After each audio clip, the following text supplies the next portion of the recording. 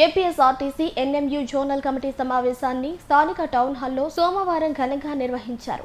ఈ కార్యక్రమానికి ముఖ్య అతిథిగా ఎన్ఎంయూ అధ్యక్షుడు AP civil supplies corporation director Vemireddy Pattabhirami Reddy హాజరయ్యారు.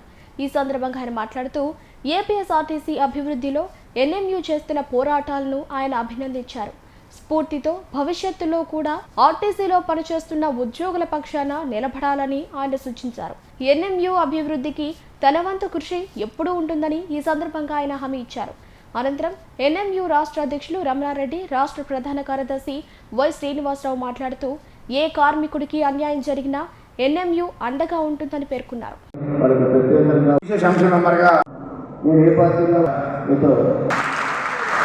సమస్యల పరిష్కారంలో నా యొక్క అవసరం ఉన్న సందర్భాల్లో నేను ఎక్కడికి వెనుకడుగు నేను కూడా మీకు తెలియజేస్తున్నాను.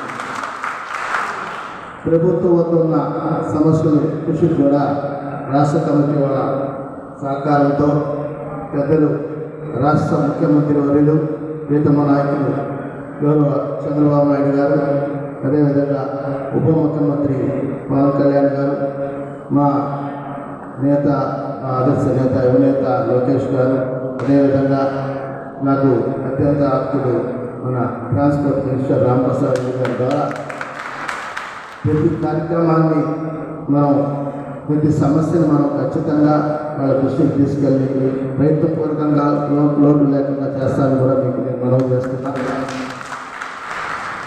మెయిన్గా ఆర్టీసీలో రిటైర్ అయిన కార్మికులకు పెన్షన్ సౌకర్యం కేవలం 1000 రూపాయలు, 2000, 3000 పెన్షన్ పొందడం చాలా దురదృష్టకరం.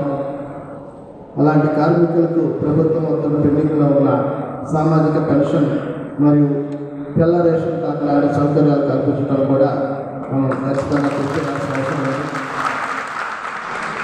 గత ప్రభుత్వం హయాంలో ఆర్టీసీ విలీనం పేరుతో మనం చాలా కోల్పోయాం కార్మికులు. ఆ కోల్పోయిన విషయాలకి ఎంతో మన రాష్ట్ర కమిటీ వారు ఆ సమస్యల పరిష్కారం కోసం చాలా కృషి చేయడం జరిగింది. వాళ్ళకి నేను హృదయపూర్వకంగా వాళ్ళు అభినందిస్తూ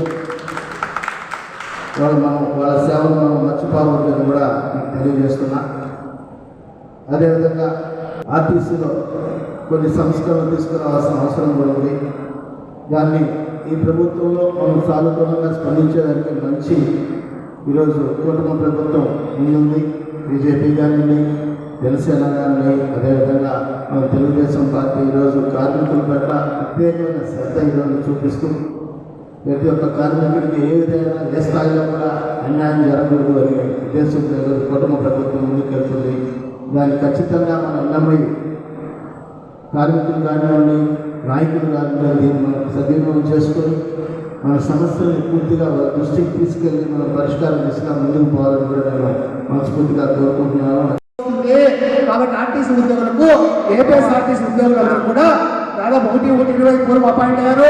నాడున్నటువంటి విద్యార్థుల ప్రకారం, నాడున్నటువంటి ఆర్టీసీ సర్వీస్ కండిషన్ ప్రకారం, ఆర్టీసీలో నియమ నిబంధనల ప్రకారం, ఆర్టీసీలో ఉన్నటువంటి ఎంఆర్ఆర్ సిస్టమ్ ప్రకారం ప్రమోషన్ ఇవ్వాలని నిబంధన ఏదైతే ఉందో దాన్ని అడ్వకేట్ జనరల్ దొమ్మలపాటి శ్రీనివాస్ గారు క్లియర్ చేసి ఉన్నాడు. జిఏడి గారి దగ్గర పెండింగ్ ఉంది. జిఏడి గారి దగ్గర నుంచి ట్రాన్స్పోర్ట్ సెక్రటరీ గారికి వచ్చిన తర్వాత వితిన్ స్పాన్ ఆఫ్ 15 days లో దాదాపు ఆర్టీసీలో ఉన్నటువంటి driver, conductor, maintenance staff, supervisor అందరికి కూడా ఇంక్లూడింగ్ జేఎస్ఓ వరకు ప్రమోషన్ ఇప్పించే బాధ్యతలో ఏపీపీటీ నేషనల్ మరియు రిజర్వేషన్స్గా మనమే చేస్తామని కూడా వినయపూర్వకంగా చేస్తూ ఉన్నా. సెక్రటరీ అంటే మా సామ్రాజ్యం అది. అక్కడికి వెళ్ళాలంటే చాలా కష్టం. ఆర్టీసీ నిబంధనలు వేరు, ప్రభుత్వ నిబంధనలు వేరు. ఓ ఫైల్ క్లియర్ చేయాలంటే జానకి మేడం గారు ప్రిన్సిపల్ ఫైనాన్స్ సెక్రటరీ, ఆమె దగ్గర ఫైల్ పెండింగ్ ఉండి ఫైనాన్స్ సెక్రటరీ దగ్గర అనేక సార్లు మన ఈడీ గారు వెళ్తే ఆయనే చెప్పాడు, మన నేను శ్రీనివాసరావు వెళ్తే గవర్నమెంట్ దగ్గర ఫైల్కి మాకు కావట్లేదు, క్లియర్ చేసుకోలేకపోతున్నాం, మీరు గవర్నమెంట్ దగ్గర చక్కగా రిలేషన్ మెయింటైన్ చేయగలుగుతారో మీ ద్వారా క్లియర్ అవుతుంది అని చెప్పి ఆర్టీసీ అధికారులు చెప్తూ పోతున్నారు. దయచేసి నేనేమి మన పొగడ్తతో చెప్పట్లేదు, ఎవరితో